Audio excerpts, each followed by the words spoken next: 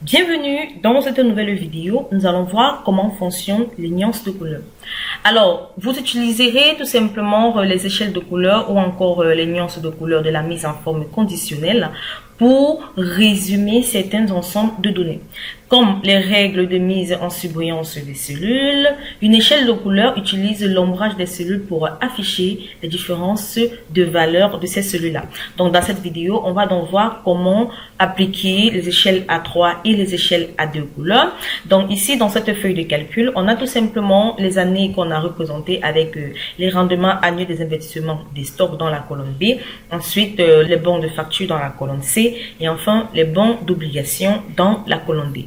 On va donc appliquer une mise en forme conditionnelle pour les nuances de couleurs et on va donc voir cela apparaît au niveau des stocks, au niveau des factures et au niveau des obligations. Alors, pour appliquer une échelle de couleurs ou encore les nuances de couleurs, vous sélectionnez tout simplement la plage de données où vous souhaitez appliquer votre mise en forme conditionnelle. Donc ici, je souhaite appliquer au niveau des stocks, des factures, des bons de facture et des bons d'obligation. Je sélectionne dans la plage, cette plage. Alors, je sélectionne donc la plage B8 à D8. Ensuite, sur CTRL plus Shift plus la flèche de direction vers le bas. Et cela va sélectionner toutes les stocks, les factures et les obligations jusqu'à la cellule 89. Donc, lorsque cela est fait, on peut donc aller au niveau de l'onglet accueil du ruban. Dans le groupe style, on sélectionne donc mise en forme conditionnelle.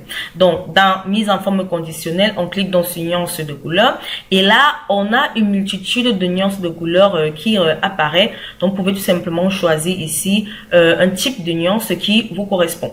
Mais maintenant, je vais tout simplement vous montrer un peu plus d'exemples. On va donc cliquer sur autre règle pour créer une nouvelle règle. Donc, vous pouvez soit sélectionner les règles déjà prédéfinies ou encore créer votre nouvelle règle.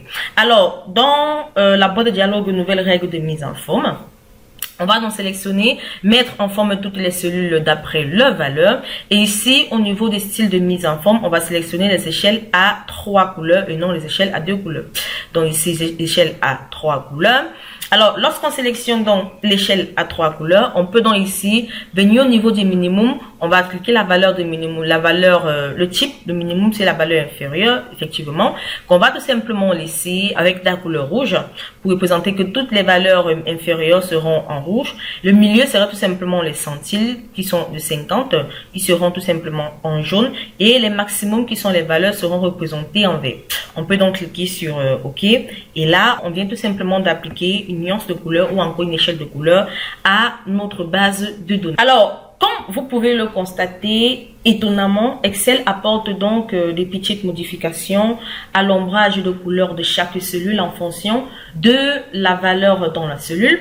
Par exemple, ici, dans la colonne B de cette feuille de calcul, on a donc le rendement le plus bas qui est ombré en rouge, c'est-à-dire les rendements les plus bas qui sont ombrés en rouge et les rendements moyens sont ombrés en orange et les rendements les plus élevés sont ombrés en vert. Alors, à noter que entre 1931 et 2008, voilà, si on va de 1931 à 2008, ils ont tout simplement été de très mauvaises années pour les stocks.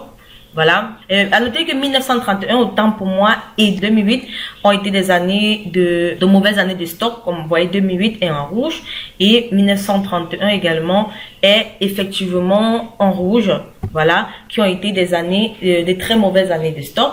Donc, comme vous pouvez le constater, à mesure que les retours approchent du 50e centile, la couleur des cellules devient progressivement jaune, comme vous pouvez donc le constater. Ensuite, et à mesure que les rendements augmentent du 50e centile, le vert, qui est le plus grand, occupe tout simplement la place au niveau de notre feuille de calcul. Alors, la couleur des cellules passe donc du jaune au vert pour ceux qui augmentent du 50e centile. Alors, la plupart des globules verts et rouges sont associés au stock, tout simplement parce que les rendements annuels des stocks sont plus variables que les rendements des obligations, comme vous pouvez le constater.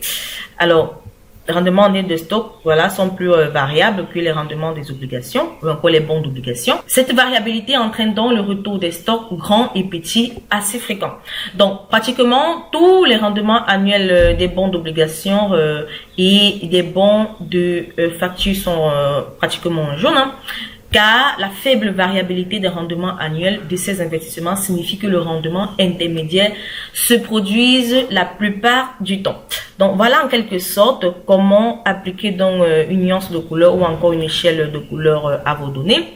Alors, dans certains cas, on peut également, en plus d'échelles à 3 couleurs, on peut également utiliser des échelles à 2 couleurs. Alors, pour ce faire, on va donc travailler avec cette feuille de calcul que j'ai nommée échelle à 2 couleurs, où on a tout simplement au niveau de la colonne D des valeurs, où on va appliquer des échelles de couleurs à 2 couleurs. Et ensuite, dans la colonne E, on va tout simplement appliquer l'échelle de couleurs à 2 couleurs pour les valeurs qui seront inférieures à 3 et la valeur la plus haute à 8. Ensuite, on va appliquer pour le 20e centile et le 80e centile. Alors, pour cela, on va tout simplement donc sélectionner la plage de D6 à D14, autant pour moi. On va aller au niveau de l'onglet accueil du ruban. Dans le groupe mise en forme conditionnelle, comme tout à l'heure, on sélectionne nuance de couleur. Donc ici, on va aller pour chaque commande à haute règle. Ici, on va cliquer le style de couleur et tout simplement échelle à 2 couleurs. Alors, on va laisser dans la valeur inférieure, on ne va mettre aucune couleur. Voilà, on va appliquer un type comme ça. Alors, la valeur inférieure ici, on ne va mettre aucune couleur, on va mettre le blanc. Et la valeur maximum ici, qui est la valeur, on va donc sélectionner ici, par exemple, pourquoi pas cette couleur. On va mettre celle-ci et on va cliquer donc sur OK. Alors, comme vous pouvez le constater, la valeur la plus basse ou encore la valeur inférieure n'a tout simplement pas de couleur, tandis qu'au fur et à mesure que l'on augmente avec la valeur, comme vous pouvez le constater, l'ombrage devient de plus en plus sombre. Donc, on va faire de même pour la colonne E. On va sélectionner donc de E6 à E15. On va aller au niveau de l'onglet mise en forme conditionnelle et on va cliquer sur nouvelle règle. Voilà, on va appliquer donc les échelles à 2 couleurs. La valeur minimum ici, on va cliquer tout simplement la valeur en nombre. On va entrer donc ici, on veut le nombre minimum qui sera tout simplement égal à 3. Voilà. Et ici, on va également appliquer le nombre. Voilà. Et la valeur minimum pour le nombre ici serait égale à 8. Comme c'est le cas, comme c'est marqué là. Alors, on va entrer 8. On va utiliser le même ombrage. Ici, pour les valeurs inférieures, aucune couleur. Et pour les valeurs supérieures, on va appliquer celle-ci, la même que tout à l'heure. Voilà. Non, c'était la troisième. Voilà. Comme vous pouvez le constater, au fur et à mesure que les valeurs vont augmenter, l'ombrage serait de plus en plus foncé. On va donc cliquer sur OK. Et là, comme vous pouvez le constater, voilà en quelque sorte comment cela apparaît au niveau de l'ombrage. Voilà, les 3 premières valeurs qui sont inférieures ou égales à 3 n'ont tout simplement pas d'ombrage, ils sont en blanc. Et des valeurs qui sont supérieures à 3 commencent à avoir un ombrage moins foncé jusqu'à ce qu'il soit foncé à la valeur la plus élevée. Alors, on va également utiliser la même chose pour les centiles. On sélectionne donc la plage F6 à F15, mise en forme conditionnelle, nouvelle règle. Ici, on va sélectionner le type d'échelle, échelle à 2 couleurs, bel et bien. Le maximum ici, on va sélectionner les centiles et on va entrer ici le centile avant. Donc voilà, aucune couleur, je utilise le même ombrage. Ici, la valeur minimum, on va entrer en centile et le maximum 80. 80. Donc, j'utilise également le même ombrage. Voilà, et je clique sur OK. Voilà en quelque sorte comment donc ces cellules apparaissent. Voilà, lorsqu'on utilise par exemple une échelle avec des valeurs maximum et minimum à une échelle à 2 couleurs.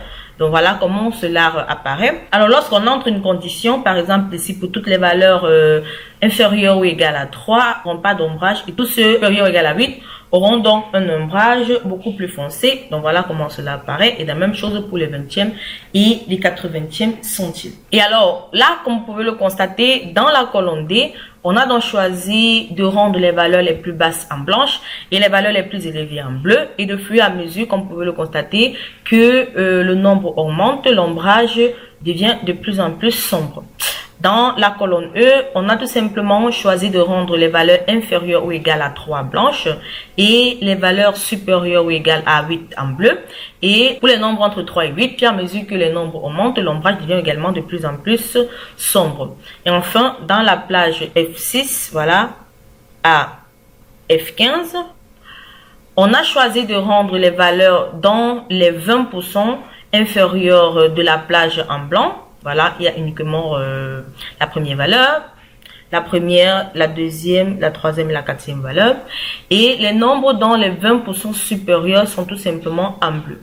Donc, pour les nombres dans les 60% du milieu, l'ombrage devient de plus en plus sombre lorsque les nombres augmentent.